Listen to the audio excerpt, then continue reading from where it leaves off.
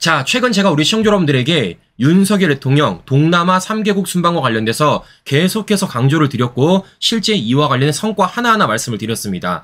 가장 먼저 뭐라고 말씀드렸죠? 필리핀에 가서 어떤 것? 원전과 관련된 MOU 맺었다라고 말씀을 드렸습니다. 그러니까 필리핀이 실제 지금 원전을 재개하는 과정 속에서 우리에게 먼저 SOS를 했고 그에 따라서 윤석열 대통령이 직접 필리핀으로 가서 MOU 체결을 해서 우리가 1조가량의 성과를 올렸다라고까지 제가 말씀을 드렸었어요. 자, 그러면 이제 두 번째입니다. 어디를 갔느냐? 싱가포르 갔습니다. 자, 싱가포르 가서 윤석열 대통령이 뭘 했냐면요. 바로 이걸 했어요. 싱가포르 렉처에서 8.15 통일 독트린 강연을 했다라는 겁니다. 자, 여러분들 어떻게 보면 이 강연이 그냥 강연이구나 라고 생각할 수도 있다는 겁니다. 그런데 중요한 건 그 자리예요. 싱가포르 렉처라는 곳에서 강연을 했다는 겁니다. 자, 이 싱가포르 렉처 오르고 싶다고 마음대로 오를 수 있는 게 아닙니다. 기준이 있어요. 자, 실제 어떤 기준이 있느냐? 싱가포르 렉처는 동남아 연구소가 싱가포르 외교부 후원으로 자국을 방문하는 주요 정상급 인사를 초청해 연설을 듣는 세계적 권위의 강연 프로그램입니다. 실제 싱가포르 통화청의 출원금을 기반으로 동남아 연구소가 1980년에 창설했고 같은 해 10월 노벨 경제학사 수상자인 밀턴 프리드먼 시카고대 교수가 첫 강연으로 나섰다라는 겁니다. 2회 강연으로는 헨리 키신저 전 미국 국무장관이 초청됐고 시진핑, 아베 일본 총리, 나렌드라 모디 인도 총리까지 연사로 참석한 바가 있다라는 거예요. 자, 보시는 것처럼 하나가 뭐 어떻습니까? 실제적으로 거물급들이라는 거죠. 그 강연장에 윤석열 대통령이 초청받아서 어제 이렇게 강연을 했다라는 말씀을 해드려 보는 것입니다. 자, 무엇보다 중요한 건 이 강연에 있어서 주제가 뭐라는 겁니까? 8.15 통일 독트린, 즉 윤석열 정부가 30년 만에 다시 만든 그 통일 담론을 가지고 강연을 했다라는 겁니다. 자, 그럼 중요한 건 뭐겠습니까? 그만큼 국제사회가 지금의 윤석열 정부와 관련된 통일 정책과 관련돼서 더 나아가 대북 정책과 관련돼서 어느 정도로 지지를 보내고 있는지를 이 장면을 통해서 우리가 확인해 볼 수 있다는 겁니다. 이것도 엄연히 뭐예요? 성과다라는 말씀을 제가 해드려 보는 겁니다. 그러니까 아무리 문재인이 이런 헛소리를 하더라도 아무리 임종석이 이런 헛소리를 하더라도 윤석열 정부가 지금 내놓은 이 통일 담론 8.15 통일 독트린이 국제적으로 어느 정도의 위상을 갖고 있는지 어느 정도의 지지를 받고 있는지 이 강연장을 모습을 통해서 우리가 확인해 볼 수 있다는 것이에요. 자, 그러면 이 자리에서 윤석열 대통령이 어떤 얘기를 했느냐? 그대로 얘기했습니다. 자유통일 한반도는 인태, 국제사회 평화의 획기적인 진전이 될 것이다.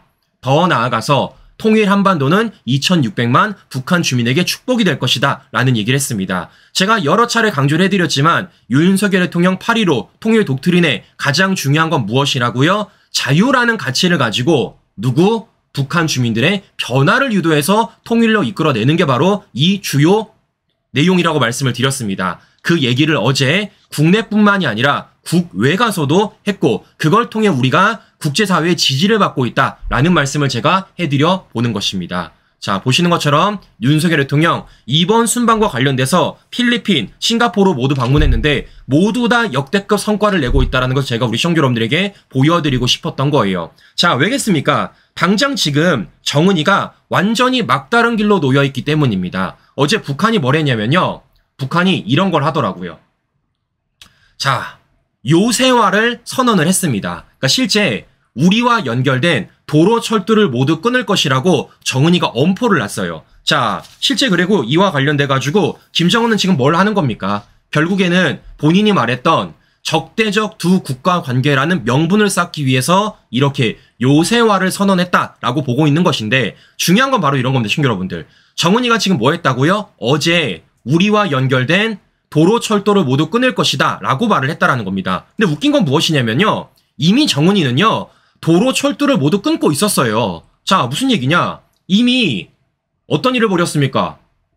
이미 개성공단 향하는 경의선 도로에 방벽을 설치했고 심지어는 개성공단 연결도로에 지뢰를 매설했고 심지어는 남북철도를 아예 못쓰게 동해선 선로에 침목을 뽑았고 더 나아가서는 개성공단 경의선에 철교 상판도 뜯었습니다. 어떤 식으로? 이런 식으로 타임테이블이 만들어지는 거예요. 이런 식으로. 이미 김정은은 2023년 12월부터 요새화를 하는 작업을 이어나갔고 갑작스럽게 뭐 하는 겁니까? 그와 관련돼서 엎어놓고 있다라는 말씀을 제가 해드려 보는 겁니다. 즉 뭐 하는 겁니까? 갑작스럽게 김정은이가 선언을 한 것이 아니라 이미 선언하려고 준비를 하고 있었던 걸 갑작스러운 척하면서 선언을 했다라는 걸 우리가 확인해 볼 수 있다라는 것이죠. 자, 그러면 김정은이 왜 그럴까? 자, 궁극적으로 무슨 얘기냐? 지금 어떤 일이 벌어지고 있습니까?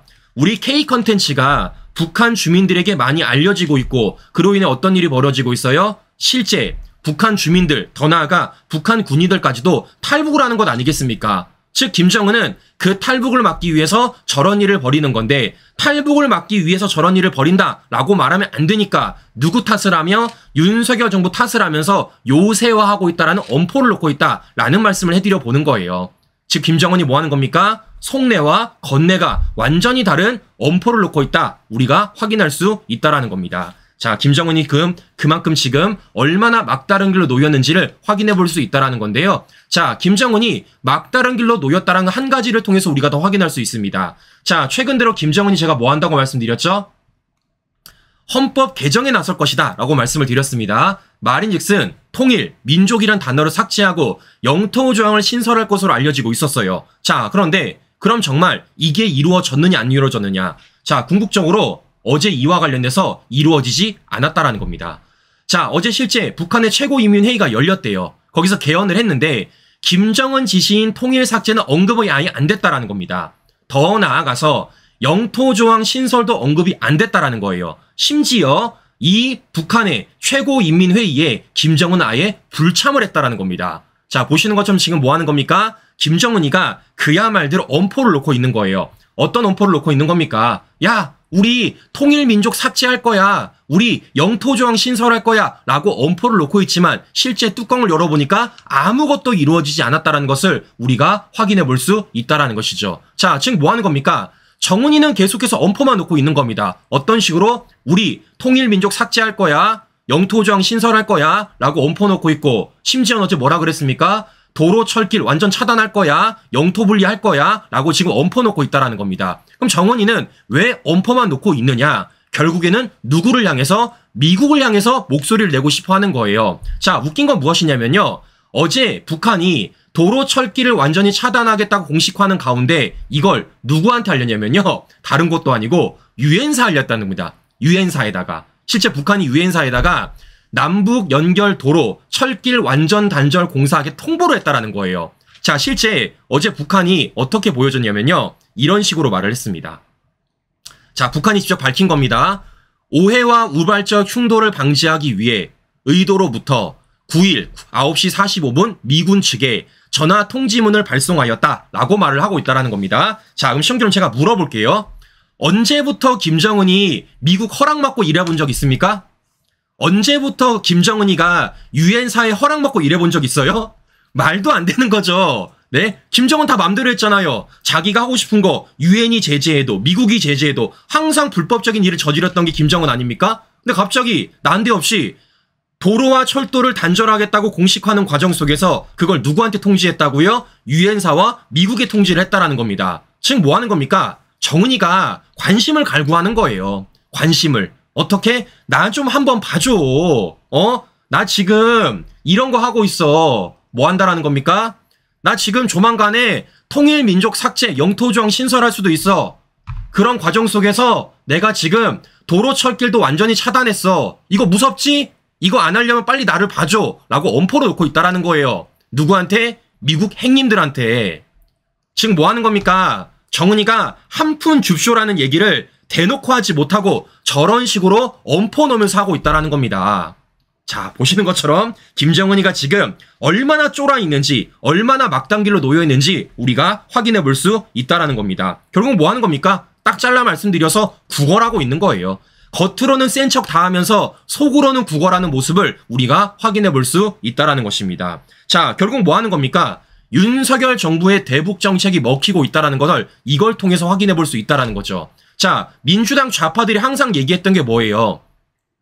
윤석열 정부의 대북 정책과 관련돼서 북한과 대화가 단절돼 있다. 북한과 극한의 대치에 돼 있다라고 말을 했습니다. 근데 결국에는 지금 뭐 하고 있습니까? 김정은이가 알아서 먼저 손을 내밀고 있어요. 누구한테? 미국 측으로부터. 우리 이거 할 거야, 요거 할 거야 라고 엎어놓으면서 미국한테 우리 좀 알아주세요 라고 구걸하고 있다는 겁니다. 즉 정은이가 뭘 구걸하는 거예요? 결국에는 미국과 대화를 구걸하고 있다는 겁니다. 자, 그러면 우리는 뭘 통해서 알 수 있습니까? 윤석열 정부의 대북 정책이 먹혔다는 겁니다.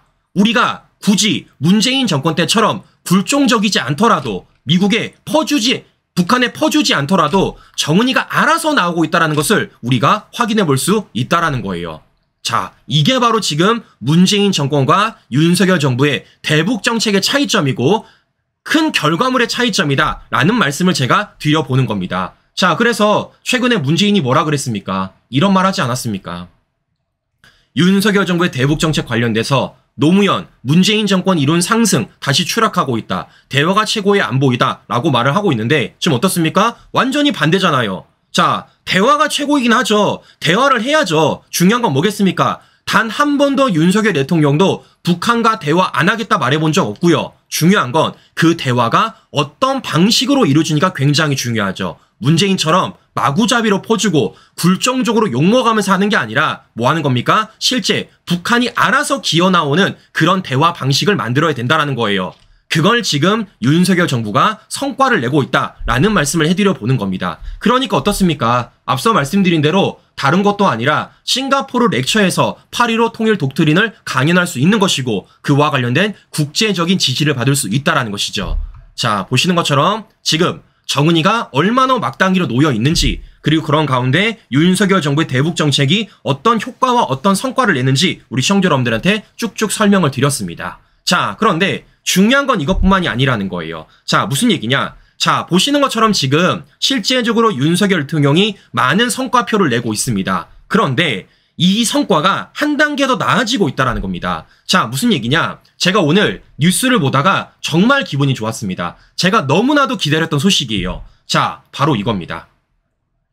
우리나라가 세계 국채지수의 편입에 성공을 했다는 거예요. 자, 실제 이거 아마 처음 들어보신 분도 굉장히 많으실 것 같은데요. 이거 우리가 굉장히 많은 시도를 했습니다. 자, 얼마나 시도를 했느냐? 4수 만에 가입이 된 거예요. 4수 만에. 그러니까 우리가 4번 시도 끝에 드디어 이와 관련된 편입에 성공을 했다라는 겁니다. 자, 그럼 도대체 세계 국채 지수가 무엇은 얘기냐? 실제 이거예요. 어느 정도의 해외 자금을 움직일 수 있냐면요. 3,360조의 해외 자금을 움직일 수 있는 세계 3대 채권자 수 편입에 성공을 했다라는 거예요. 자, 실제 이와 관련돼서 보여드리면요. 바로 이겁니다. 세계 국채 지수 WGBI. 자, 개요를 보여드릴게요. 주요국 국채가 편입되어 있는 선진 채권 지수입니다. 세계 최대 채권 지수, 추종 자금만 2조 5천억 달러예요. 자, 영국 파이낸셜 타임즈 스톡 익스체인지 러셀이 운영하고 있고요. 편입 요건이 굉장히 까다롭습니다.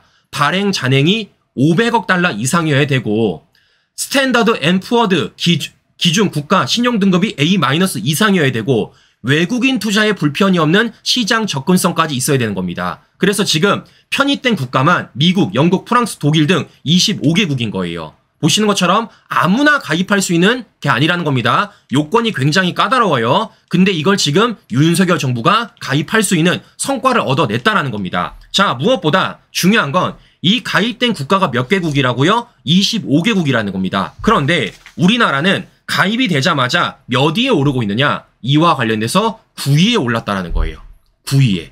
그만큼 지금 뭐 하는 겁니까? 우리 금융시장이 해외에서 인정을 받고 있다는 것을 확인할 수 있는 것이고 실제 윤석열 정부가 글로벌 스탠다드에 맞춰가지고 금융정책을 어떻게 잘 펼치고 있는지 알 수 있는 하나의 지표라는 겁니다. 자, 잘하고 있는 거죠, 친구 여러분들. 자, 그럼 중요한 건 이런 겁니다.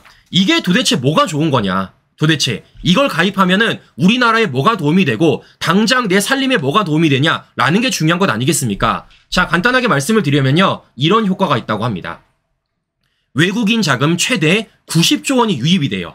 더 나아가 채권 금리가 0.2에서 0.6% 인하가 됩니다. 더 나아가 달러 대비 원화 환율이 4.8% 하락이 되는 거예요. 친구 여러분들, 다 우리 국익에 다 좋은 겁니다. 실제 외국인 자금이 90조 들어온다. 어마어마한 거죠. 더 나아가 채권 금리가 내려간다? 굉장히 좋은 거죠. 달러 대비 원화 환율이 내려간다? 누가 됐습니까? 기업들이 좋을 수밖에 없다라는 겁니다. 즉 뭐 하는 겁니까? 국익적인 측면에 있어서도 기업 활동적인 측면에 있어서도 굉장히 중요한 성과를 냈다는 것을 제가 말씀을 드려보고 싶은 것이에요. 자, 그래서 앞서 말씀드린 대로 당장 뭐 하는 겁니까? 이게 중요하죠. 내년부터 90조의 해외 자금 유입이 된다라는 거예요. 자, 그러면 이게 왜 우리에게 중요한 얘기냐면요. 바로 이것 때문입니다. 잘 아시는 것처럼 문재인 정권이 어떤 일을 벌였습니까? 마구잡이로 돈을 퍼줬어요. 마구잡이로 돈을 뿌렸습니다. 그로 인해서 실제 우리나라 국가빚 5년 새에 400조가 불어냈고 처음으로 1100조가 돌파했습니다. 자, 이거 뭐 하는 겁니까? 다 빚이에요. 빚이라는 건 뭐가 붙습니까? 이자가 붙어요. 즉 문재인 정권의 말도 안 되는 나라비 때문에 우리가 한 해만 이자비가 얼마나 드느냐? 20조가 넘게 듭니다. 20조가. 이걸 다 우리가 부담하고 있는 거예요. 그런데 이 부담을 이제 누가 가져가는 겁니까? 외국인 투자자들이 가져가는 거예요. 뭐를 통해서? 앞서 말씀드린 이 지수를 통해서. 실제 우리는 인정받은 겁니다. 한국의 국채는요, 살만하다. 그거 투자 가치가 있다라고요, 인정을 받아준 거예요. 그로 인해서 외국인들이 얼마를 살 수 있다고요? 그와 관련돼서 지금 90조가량의 투자를 할 수 있다는 겁니다. 어디에? 우리나라에다가. 우리나라 국채에다가. 그럼 우리가 지금까지 짊어졌던 이 빚들이 어떻게 되는 겁니까? 우리 혼자 짊어지는 게 아니라 외국인 투자들과 나눠질 수 있다는 거예요. 그로 인해 우린 뭘 줄일 수 있습니까? 바로 이러한 이자 부담을 줄일 수 있다는 겁니다. 말인 것은 우리가 그동안 문재인 정권 때문에 부당하게 쓰였던 국채 이자 비용을 이제는 우리 국민들을 위해 쓸 수 있는 하나의 예산으로 만들어낼 수 있다는 거죠. 자, 굉장히 중요한 성과입니다, 여러분들. 굉장히 중요한 성과예요. 이걸 지금 윤석열 정부가 만들어냈다라는 겁니다. 보통 어려운 게 아니에요. 쉽게 가입하는 게 아닙니다. 우리도 4번 만에 시도해서 드디어 성공한 겁니다, 친구 여러분들. 자, 그러면 한 가지가 더 있습니다. 자, 어떤 얘기냐? 앞서 말씀드린 대로 외국인들의 투자도 굉장히 중요하겠지만 우린 뭘 할 수 있습니까? 바로 이자 부담을 줄일 수 있다는 거예요. 더 나아가 환율 안정도 기대할 수 있다는 겁니다. 자, 그러면 여기서 이자 부담이 준다는 건 무슨 얘기일까요? 실제 우리 국채와 관련된 이자 부담이 줄게 되는 것이고 더 나아가 어디까지? 회사채까지도 금리가 줄어들 수 있다는 겁니다. 그러니까 국채, 회사채, 금리가 모두 내려간다라는 거예요. 자, 그러면 잘 보세요. 실제 국채와 관련된 이자 부담이 줄어들게 되고 회사채와 관련된 금리가 내려가게 되면 이제 뭘 내리겠습니까? 당연히 대출 금리가 내려갈 수밖에 없죠. 왜냐? 다 내려가는데 은행 이자만 안 내린다고? 말이 안 되는 건 아니겠습니까? 즉 은행 이자를 내릴 수 있는 압박 수단으로 이걸 우리가 쓸 수 있다라는 거예요. 그래서 지금 말하는 게 무엇이냐? 실제 금리가 0.6%까지 인하 효과를 가지고 올 수 있다라고 말을 하는 겁니다. 궁극적으로 어디까지 가는 겁니까? 우리 가계 부담까지도 완화시킬 수 있는 그러한 성과다라는 말씀을 제가 드려보는 거예요. 자, 지금 보시는 것처럼 윤석열 정부가 경제적으로 어떤 성과를 만들어냈는지를 제가 말씀을 드려보는 겁니다. 저는 여러 차례 말씀을 드렸어요. 지난 윤석열 정부 2년여 동안에 외교 안보화를 정상화시켰던 이유는 궁극적으로 뭐를 위한 거라고요? 경제를 위한 것이다 라고 말씀을 드렸습니다. 아니, 생각해보세요. 우리가 외교 안보적인 부분에서 정상화되지 않고 불안에 떨고 있는데 어느 외국인이 우리나라 투자를 하겠습니까? 절대 안 하죠. 문재인 정권처럼 미국이랑 싸우고 일본이랑 싸우고 북한에는 예스 하고 있으면요. 어느 외국인이 와서 투자를 하겠냐고요. 절대 안 하죠. 그런데 윤석열 정부가 지난 2년여 동안에 실제 많은 외교 정상화, 안보 정상화를 시켰고 그런 기반 가운데 이러한 경제적인 성과를 만들어내고 있다는 겁니다. 자, 시청자 여러분들, 이건 하나하나 차곡차곡 쌓아 올린 성과고 굉장히 중요한 성과다라는 말씀을 해드려 보는 거예요. 자, 이렇기 때문에 이와 관련돼서 우리가 더 알려야 된다는 겁니다. 딱 비교가 되잖아요. 누구랑 비교가 됩니까? 당장 이재명이랑. 이재명이 뭐라 그랬습니까? 우리나라 원화를 가지고 기축통화국 될 가능성이 매우 높다는 허황된 얘기 했습니까? 좌파들 항상 똑같습니다. 입으로만 경잘알이에요. 입으로는요 되게 뭔가 잘 알고 되게 유능한 척합니다. 근데 실제 성과 있습니까? 아무 성과 없습니다. 중요한 건 윤석열 정부는 말로 하지 않더라도 뭘로? 행동을 통해서 결과물을 통해서 성과를 내고 있다는 걸 우리는 확인해 볼 수 있다는 겁니다. 말로만 안보를 말하는 게 아니라 말로만 경제를 말하는 게 아니라 실제 성과를 통해서 보여주고 있다라는 말씀을 해드려 보는 겁니다. 자, 보시는 것처럼 요 정도의 성과가 있고 어떤 차이점이 있는지 제가 보여드리고 싶었던 것입니다. 자, 그러면 중요한 건 뭐겠습니까? 이와 관련돼서 알려야죠. 이와 관련돼서. 네. 실제 제가 이러한 썸네일 달고 이런 방송 내용 얘기하면요. 안 보시는 분들 많다는 거 저도 알고 있습니다. 왜냐? 재미가 없잖아요. 재미가. 그러니까 이재명과 관련된 수사 소식들, 이재명 재판 소식들, 뭐 문다혜와 관련 내용들 알려드리면요. 저도 조회수 잘 나오고 많은 분들이 시청하실 거 저도 잘 알고 있습니다. 너무 잘 알아요. 근데 중요한 건 무엇이냐면요. 그게 중요한 게 아니잖아요. 실제 우리가 윤석열 정부를 만들었던 이유는요. 국가 정상화를 위한 것이고 그 국가 정상화에는 당연히 국익과 민생이 있어야 되는 것이고 그 국익과 민생이 있어서 윤석열 정부가 어떤 성과를 내는 것이 알리는 게 저의 역할이지 않을까라는 말씀을 해드려 보는 겁니다. 그래서 우리 시청자 여러분들 우리가 더 알려야 된다라는 말씀 마지막으로 드려보면서 오늘 방송 마무리해보도록 하겠습니다. 네, 오늘도 행복한 하루 보내시고요. 전 다음 방송 다시 뵙도록 하겠습니다. 오늘도 긴 시간 끝까지 시청자 여러분 감사합니다.